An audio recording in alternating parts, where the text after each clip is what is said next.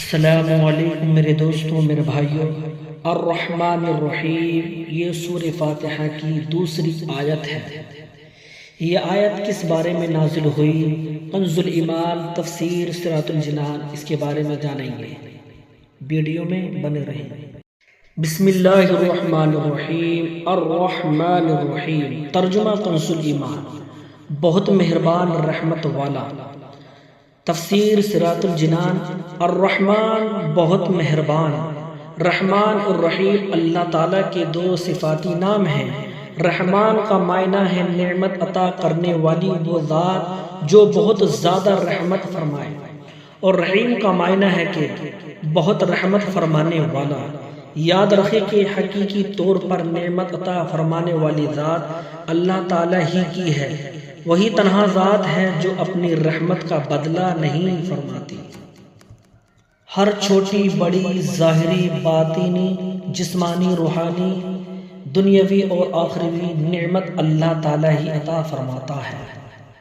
اور دنیا میں جس شخص تک جو نعمت پہنچتی ہے وہ اللہ تعالیٰ کی رحمت ہی سے ہے، کیونکہ کسی کے دل میں رحم کا جذبہ پیدا کرنا، رحم کرنے پر قدرت دینا، نعمت کو وجود میں لانا، دوسرے کا اس نعمت سے فائدہ اٹھانا اور فائدہ اٹھانے کے لیے عزا کی سلامتی عطا کرنا، یہ سب کچھ اللہ تعالیٰ کی طرف سے ہی ہے۔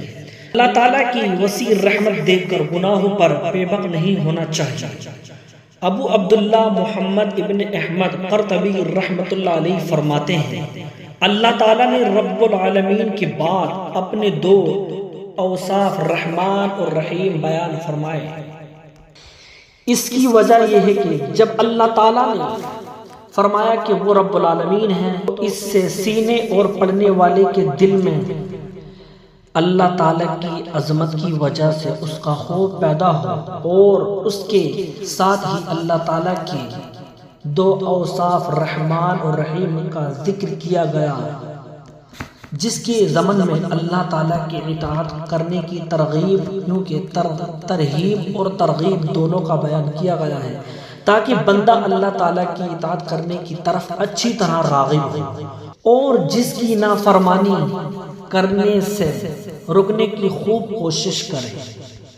آمین۔ کسی کو رحمان اور رحیم کہنے کے بارے میں شرعی حکم کیا ہے؟ اگلی ویڈیو میں اسے ہی جانیں گے۔